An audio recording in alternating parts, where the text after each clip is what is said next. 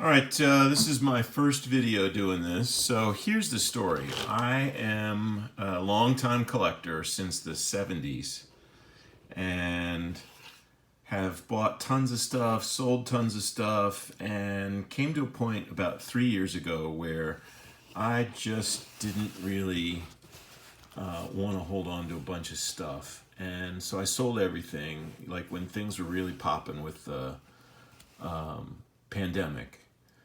And I sold everything, every single baseball card I own. And realized within the last couple of months, I can't stay away. I'm hooked. So what I'm doing is I'm picking stuff up online, mostly on eBay, and I'm gonna send this stuff in and get it graded and use it as inventory, go shows, sell on eBay. So this is just documenting what I'm sending in. So here's what I'm starting with.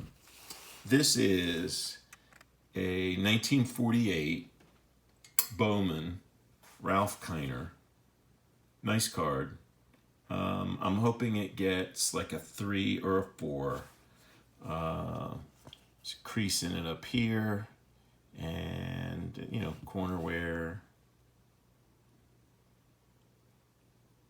Another little crease, and it's not beautiful, but for what I picked it up for, I think it should probably grade 2 or 3, and I'll be real happy with that. 1948 Bowman basketball, and this is also pretty nice. This is a common as far as I know. Earl Shannon of the Providence Steamrollers. Not a huge basketball guy, but it's a really nice card. It's 48 Bowman basketball. I think the first modern basketball set. So hoping that gets a 5 or 6, maybe a 7. This is a 48 Leaf. Gentleman Jim Corbett. This I'm hoping to get a 3 or a 4. I'm into all different kinds of cards, not just sports. Also, and all sports and not just sports. So this is from 1951 Bowman Fight the Red Menace. And, with 4 stars on his shoulder there, I kind of had to go for Lightning Joe Collins. That's pretty cool. That's probably going to get me a 4 or 5, I think. All right, back to the things that you might have seen a bunch of before. 1952 Topps, Paul Richards. Looks really good, really eye appeal. It's cut straight. A lot of 52 Topps that I've seen are diamond cut or slant cut. Problem with this guy is right in here, he's got a crease right underneath the box where his name is. See it? It's not too hot. But it looks so nice that if it gets a 2 or a 3, that's still a pretty good card to have in a slab. 52 Topps Duke Snider. Again, picked this up pretty cheap on eBay. If it gets a 2, I'm going to be real satisfied with that.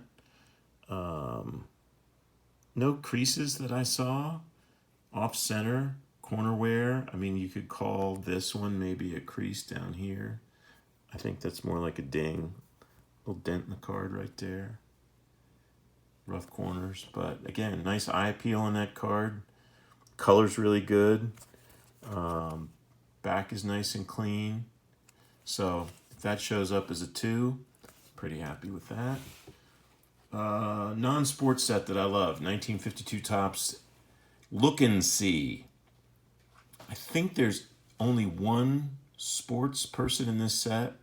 I know there's a Babe Ruth card in the set, and I think he's the only sports guy. This is Thomas Edison. This set was 100 and some cards.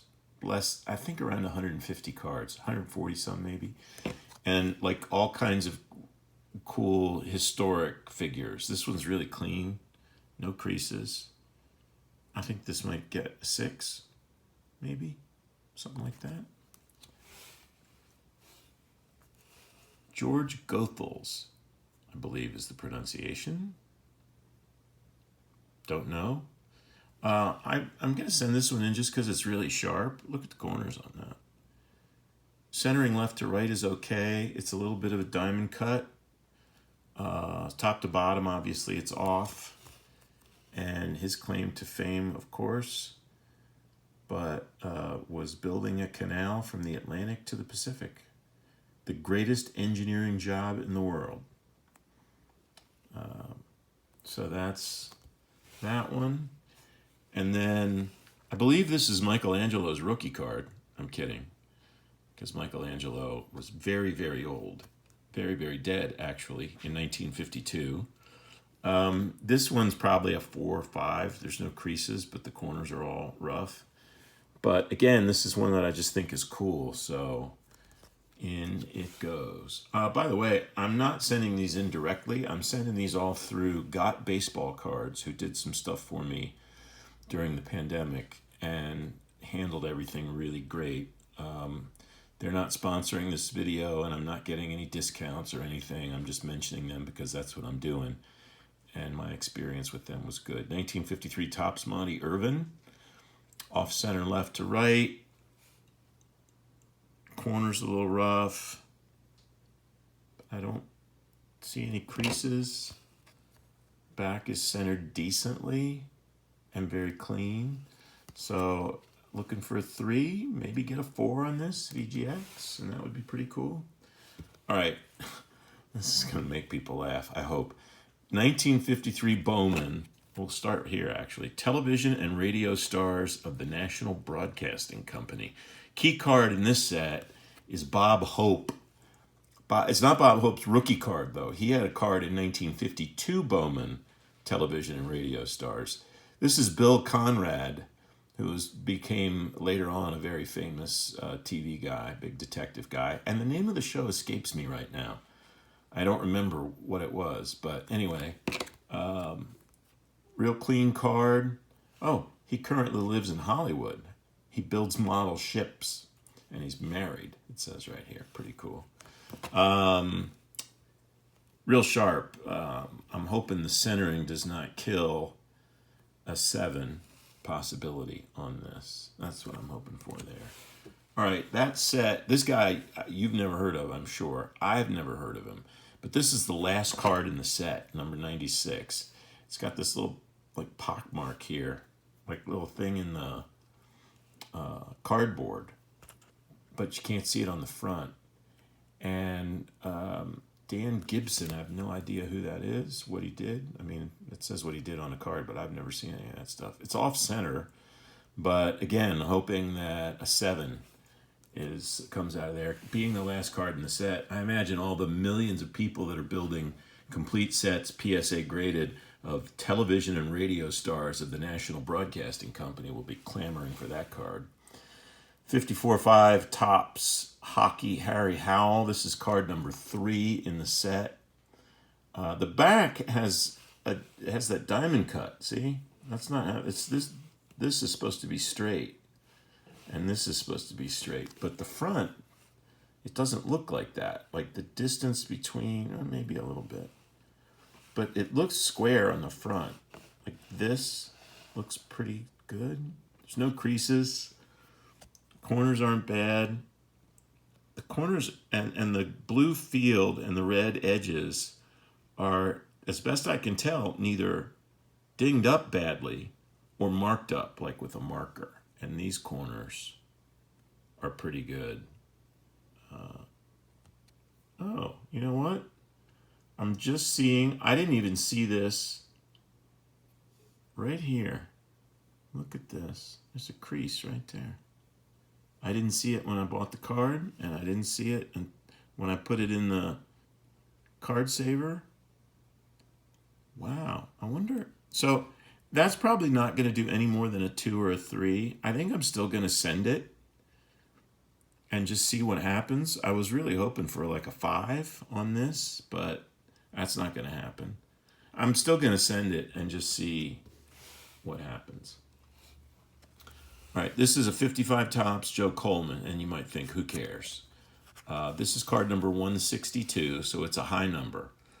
And when I was much younger, I built Topps team sets of the Orioles from 1954 through, it would have been sometime in the 80s, or yeah, late 80s was when I kind of put it on pause. And when I came back to it, I decided I was just going to let stuff go. But this card and the Don Ferraris, I think, in the 55 Topps, Don Johnson 55 Topps, and 1961 Topps Jim Gentile were like the last four cards that I needed for that entire run. I even managed to get a 57 Brooks and a 67 Brooks before I got some of these high numbers. Because back before the internet, you just went around to shows and you just never really saw them, especially in the mid-Atlantic region where there were a bunch of Orioles collectors, and those things would get scooped up.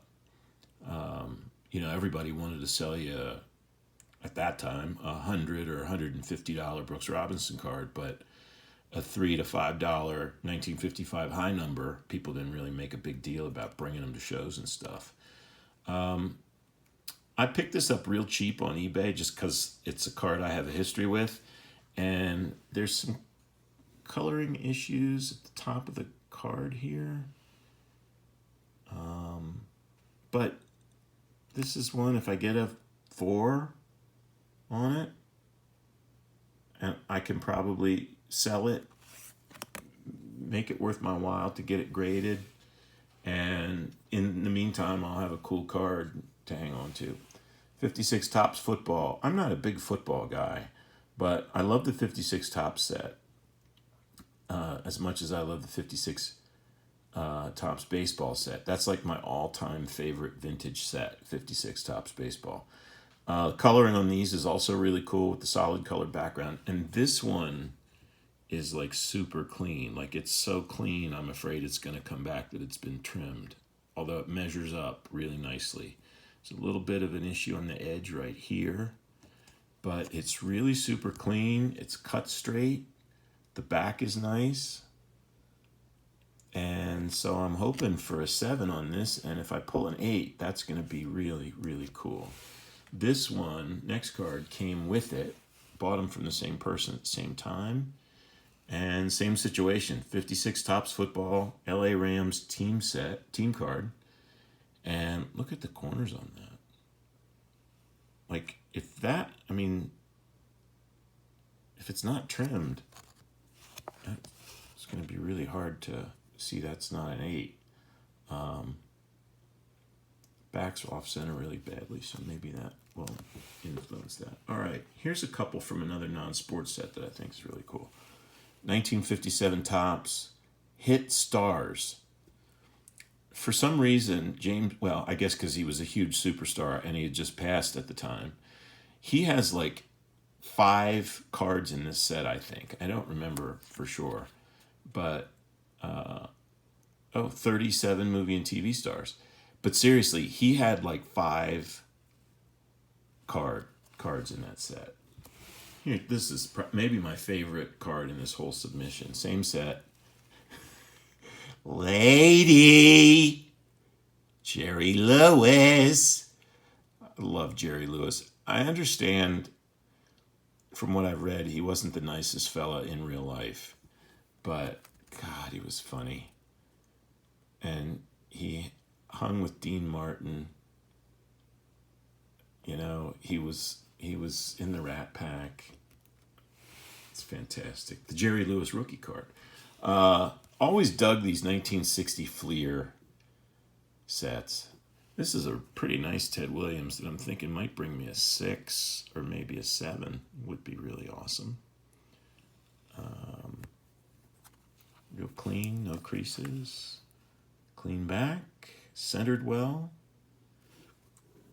He had a contract with Fleer in 1959, 60, 61, maybe even 62, and didn't have a card in the Topps 59 or 60, 61 set. And there's a whole story behind the 59 Fleer Ted Williams set that I'm not going to go into here. Ty Cobb from the same set, 1960 Fleer baseball greats. Oh, keep doing that. The Georgia Peach.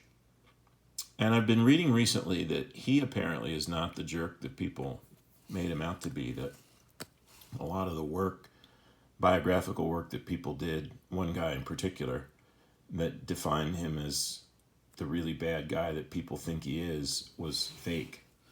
So this is another one that I think it's off center, top to bottom, and left to right, but corners are sharp, edges are good, so hoping for a 6. The Iron Horse. Being in the Mid-Atlantic region, probably only second to the New York area as awareness and fandom of Lou Gehrig because of the Cal Ripken streak. People dig Lou Gehrig around here. Nice corners on this. Again, off center, top to bottom, left to right looks pretty decent. Let's see if I can do it right this time. Woo, look at that. Henry Louis Gehrig. Yeah, cool card. That should be a 6, maybe a 7. And then again, Mid-Atlantic people dig Walter Johnson, the Big Train. There we go. Clean card. And this one's going in. Walter Johnson's not a huge high dollar card, but sharp corners on this card and just really clean. 6 or a 7 would be cool on that. All right, here's more non-sport cards. And this next one is kind of weird. This set is called, it's from 1960, and it's called, by Fleer, and it's called Spins and Needles. How great is that? Fleer, Spins, and Needles. Della Reese is one of America's great song stylists. Love Della Reese. And Della happens to be card number 1 in this set. And these guys are really sharp. This middle one, this one is the best centered of the 3. But that one's centered pretty nice. What's weird about this set is a lot of these cards, look at the top cut here. See, that's kind of slanted. This one is too. A lot of cards in this set are slanted, but these are so sharp. The corners are so sharp, and the surfaces are nice, and the edges are nice, and the color is good. And so and this is card number 1 in the set. It looks like there's some wax in the back of these two, but yeah, these are so clean that I gotta believe they'll get 7s. And card number 1 of any set, even if it's something that probably not many people care about, like Spins and Needles, card number 1 I think is something good to have. All right, another Rat Pack guy from Spins and Needles, Steve Lawrence, of course, the husband of Edie Gourmet. Steve and Edie. Talented guy. Pretty cool. Again, these are super sharp. Like right out of packs. And again, like a not even a slant cut, just like very sloppily cut. It reminds me of like old OPG baseball and hockey cards. 1963 Fleer is one of my all-time favorite baseball sets. Spawn's obviously a Hall of Famer. This is a little diamond cut. You don't notice it as much on the bottom. Decent centering right to left. Corners are sharp. If I do a 6 on this, I'll be in pretty good shape on this card. Spawn. Maury Wills is a tough card from this set because Maury was not in Topps cards until 1967, I think. So this is technically his rookie card. He was in the league for a number of years before that. All right, more non-sports. I mean, James Bond's pretty awesome. And so Philadelphia, the company that put out some football cards in the mid-60s. They did these too. It says Glidrose Productions, but it's actually Philadelphia Gum Company. James Bond, all-time great.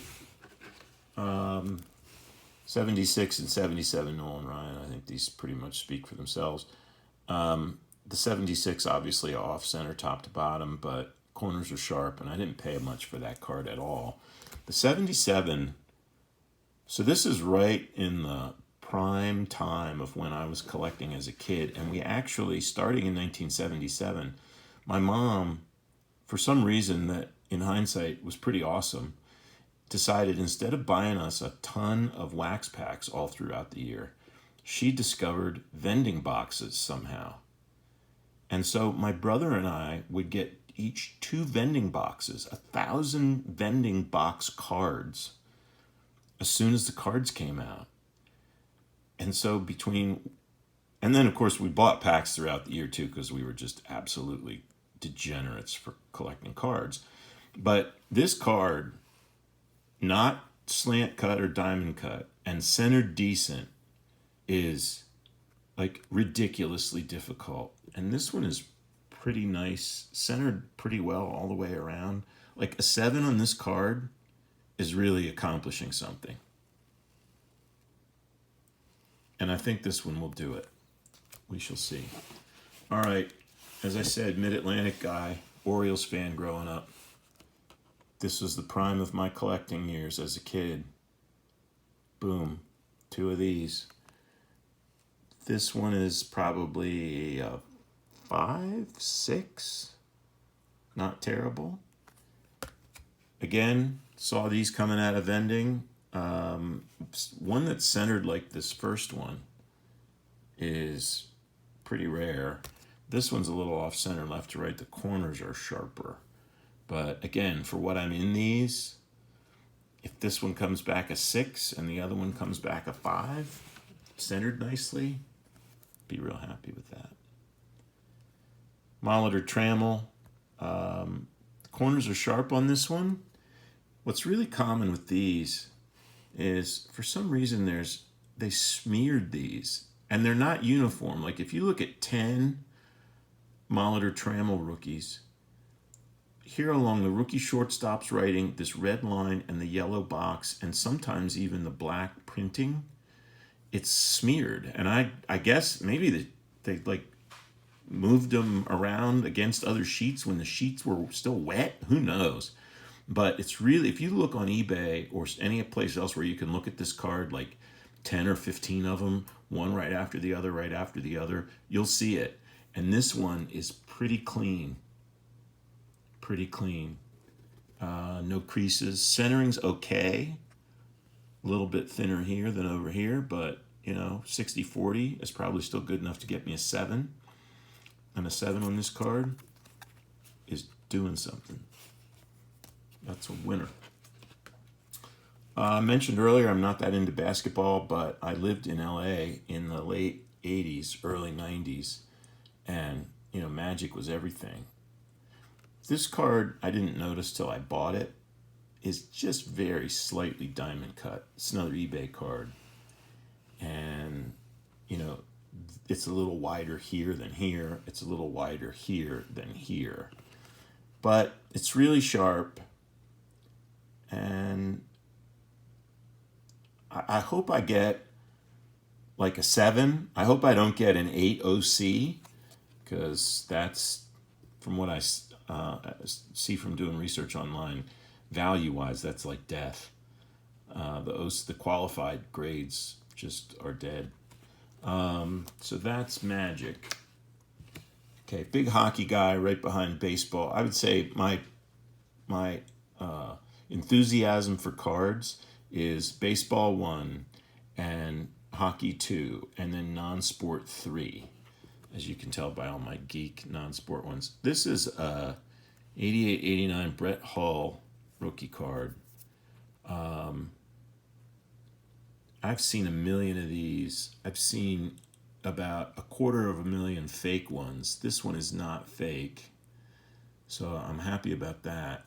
this corner is a little bit, like when you really zoom in on it, they might knock me down on that, but I don't think that's a ding even. Like when you look at it super close, I think that's just like texture in the cardboard. So we shall see. Centered really well. Centering on these things was a bear. Centering on the OPC ones, the Canadian versions, was even worse. Back of this is not centered great. I don't think the back of any 88, 89 tops ever was centered really great. Last card in this batch, Wayne Gretzky from that same set. Again, this is centered really nicely. Off center on the back, but front is good. And this is an interesting card that a lot of Canadian hockey collectors in the late 80s, early 90s went crazy over this card because the OPC version was a picture of him on the ice wearing his Kings uniform and gear and just kind of in taking a face-off pose. And people didn't really care about that too much, especially the Canadians. They wanted this cool thing of him holding the jersey at the news conference and all that kind of jazz. These don't sell for much now, which I'm surprised by because the Topps version came out earlier in the season than the OPC version. And so this is his first Kings card. And unlike a lot of first cards, especially in hockey, of a lot of players, this isn't like an airbrushed fiasco. This is an actual picture of him holding his Kings jersey at the press conference where he was introduced as a new LA King. So cool card, kind of a historic card. This one's pretty sharp. Corners are nice. Centering's not bad, and I pick these up when I can. If you made it all the way to the end of this video, you are a warrior, and I hope you'll give me a like and a subscribe. And I hope you will keep watching because I'm sending these in to PSA. GotBaseballCards.com says 65 days, but I've seen some people online saying they're getting their cards back from PSA now in like a month or to 6 weeks. So I'll do a reveal. I'm not going to do a crazy reveal like a lot of the dudes that I've seen. I'll just show you. I'll run through them like this. And I'm picking up stuff online, mostly vintage, some new stuff. I want to try to get into this 10 gambit a little bit, finding raw modern cards and seeing if I can get some 10s. I probably will suck at that game, but anyway, I will follow up. I appreciate you watching, and I'll catch you next time.